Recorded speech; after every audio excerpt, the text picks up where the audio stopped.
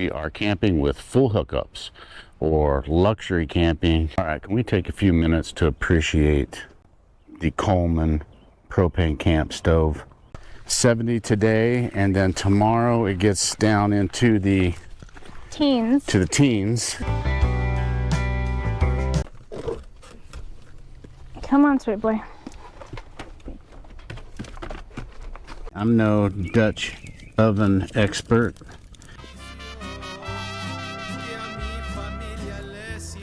Nice juicy meat. Perfect. They're soft with a little bit of crunch. So I'm loving my Ninja oven. The Winter Apocalypse 4 is on its way.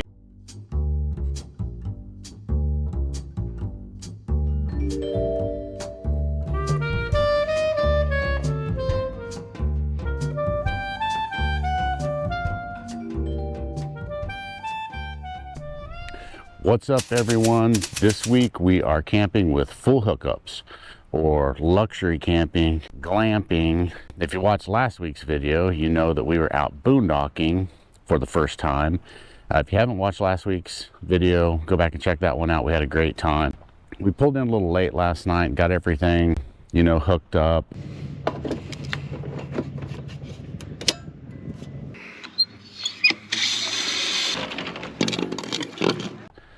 Holly got this new Ninja oven, cooked us some pizzas. And we just kind of hung out around the campsite for a little bit and had some relaxing time after a really busy week at work. Today, the plan is to take Max on a short hike, cook some great dinner, you know, have a really good time. Also, I'm interested to hear Holly's opinion on the pros and cons of camping with full hookups and boondock camping, because there is some we've noticed already. So we'll get her thoughts on that. Let's head back up to the campsite and I will show you around a little bit.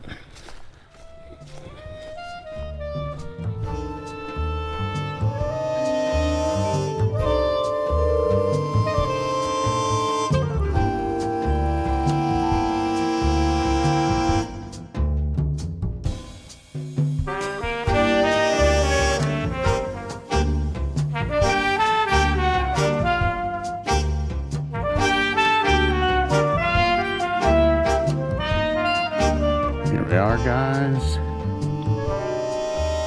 Home sweet home. Okay, I need to get some coffee on, but let's see if these guys are up yet. Oh, Max is up. Max is definitely up. Holly's up too. You're bothering us though. I know. I'm bothering you guys.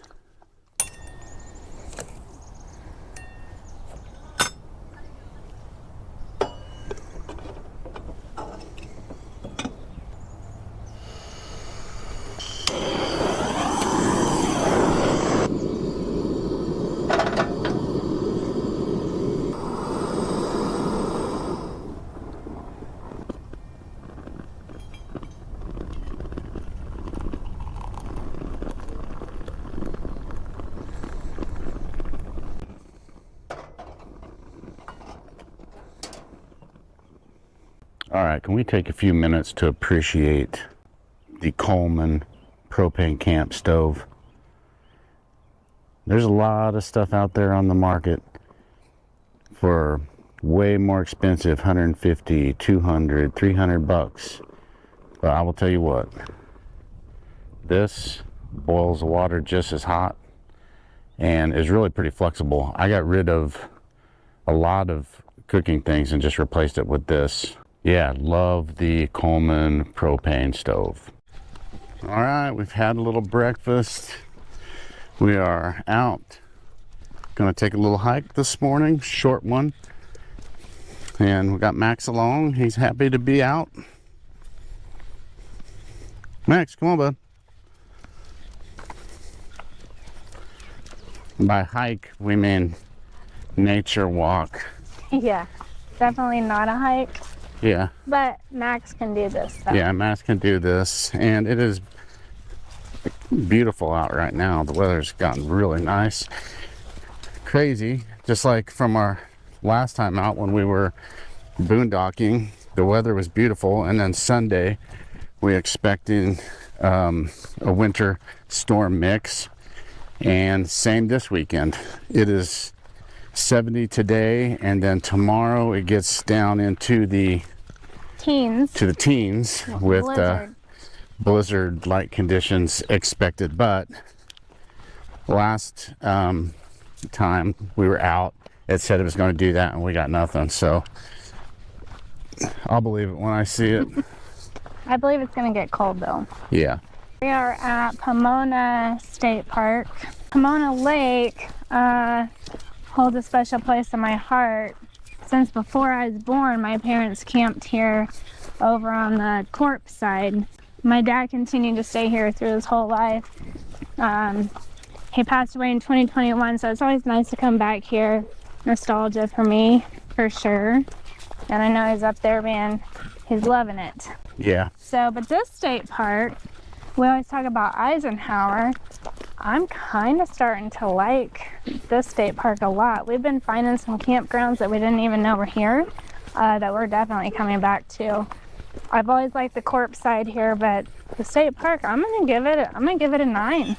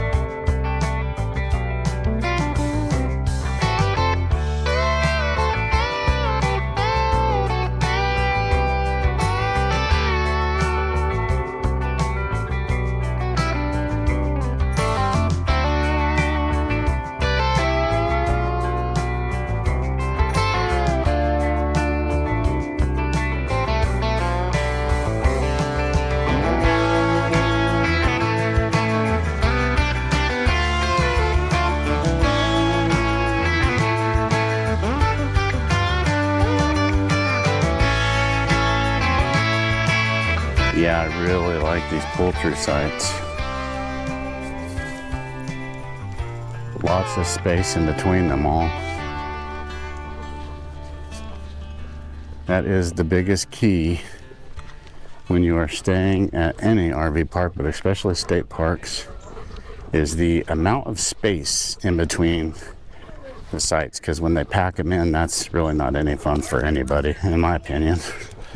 You know what I'm saying? Yeah, and a lot of places we've been, any place that has pull-through sites normally are so tight. Yeah. Like so tight. These you have like a whole freaking yard. Yeah, these you have definitely plenty of space in between site to site. So yeah. Back at the truck, let's get Max loaded up.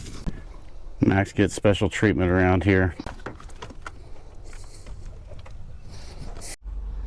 We're loaded up. Let's head back to the campsite.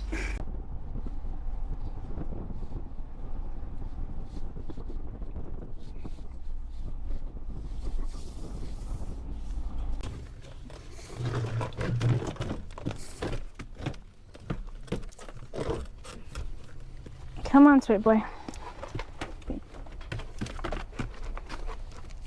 right, guys, we're going to chill here for a little bit, and then I'm going to start cooking dinner early because it's going to take a minute, so stay tuned for that. All right, guys, for dinner tonight we are having shredded beef tacos, slow cooked in the Dutch oven. The first thing we're going to do is put together the rub. 1 tablespoon chili powder, 1 tablespoon paprika, tablespoon of cumin,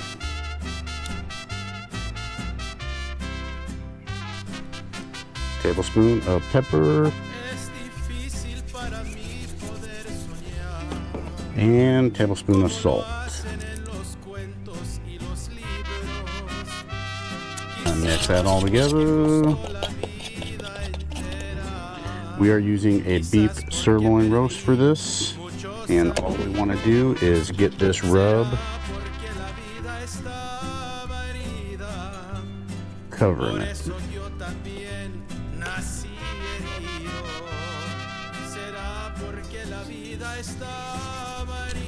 Next is the juice, can of beef broth, some garlic. We're going to do about a half a can of tomato paste.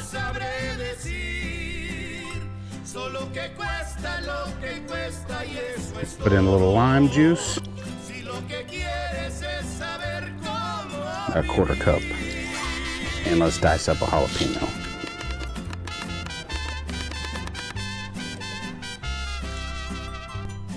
Kind of mix up this mixer up a little. Alright, prepped and ready to go. I'm going to cook this with coals for about 4 to 5 hours. I'm no Dutch oven expert, but I know what works for me. And when I'm cooking this, I want heat on top and the bottom. I like to do about 5 to 6 coals underneath. You don't need a lot. Then I like to do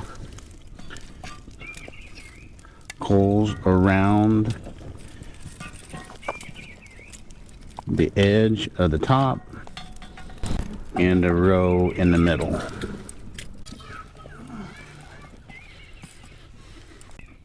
I don't like to overcomplicate it. I'm going to rotate this ever so often. I'm going to add some coals when it's needed, and I let it cook for about 4 to 5 hours.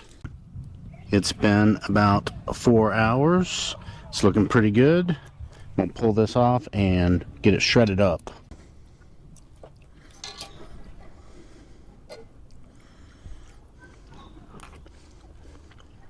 Okay, the meat's done. I'm going to make up a taco and give it a little taste test. Nice juicy meat.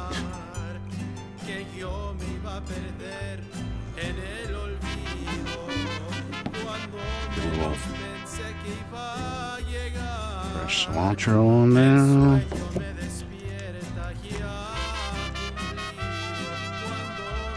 How's that looking? Little lime on there. All right, let's try this out. Looks pretty good, do you think?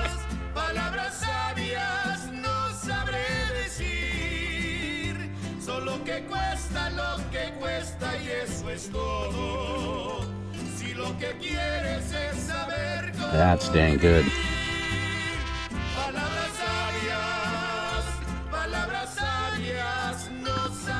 Slow cook. Shredded beef tacos in the Dutch oven. Dinner's a 10. Shredded beef tacos, slow cooked. New recipe for a roast. Yeah. I mean, you know, you always just think roast. Okay, let me throw this in the crock pot with potatoes and carrots and some onion. That's classic. That's how you cook it. The classic roast. It is classic and it is delicious. But yeah, this will plenty of leftovers too, so probably be having that for lunch tomorrow, which is fine because I think the meat will be probably even better tomorrow after it's soaked in that juice all night. Yeah, it was super tender. It was really, really good. So I know we were going to talk about full hookup versus the primitive from a couple weeks ago. Yeah. Boondocking for the first time. With no batteries. No batteries, just our Blue Eddy power station.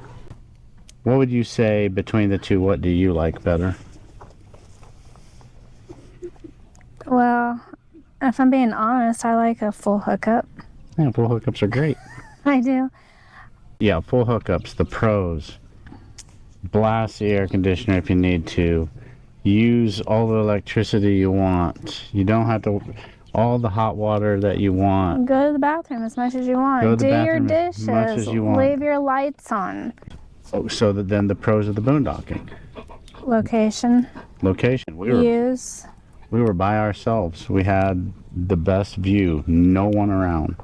You get the better locations with those spots. And generally the primitive spots here, even in the summertime, are usually by themselves more too. But I don't know if you guys can hear the other people talking. There's probably on this side of us, behind us, 4 or 5 campers. Yeah. This side of us, we're facing nothing, so it's pretty great.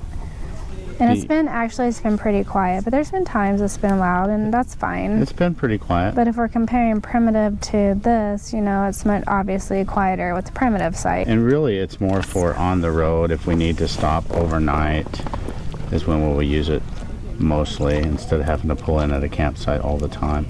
The cons of the full hookups campgrounds is, compared to a couple weeks ago, is we do have neighbors. There was 2 different sites pretty close to us that were pumping pretty good music.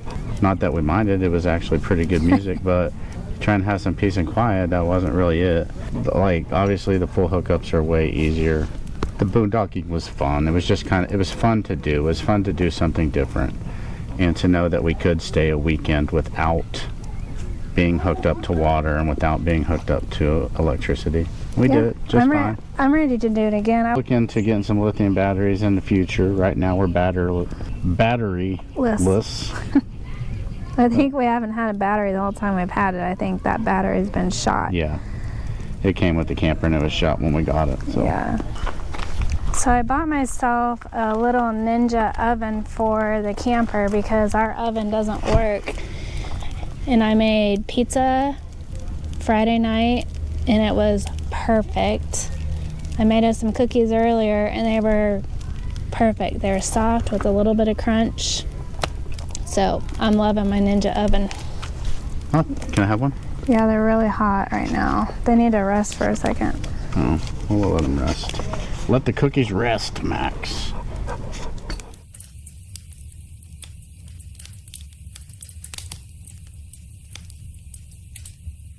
Good morning, guys. We are packed up and getting ready to head out. The Winter Apocalypse 4 is on its way. Don't know if you can see, but the wind is really whipping.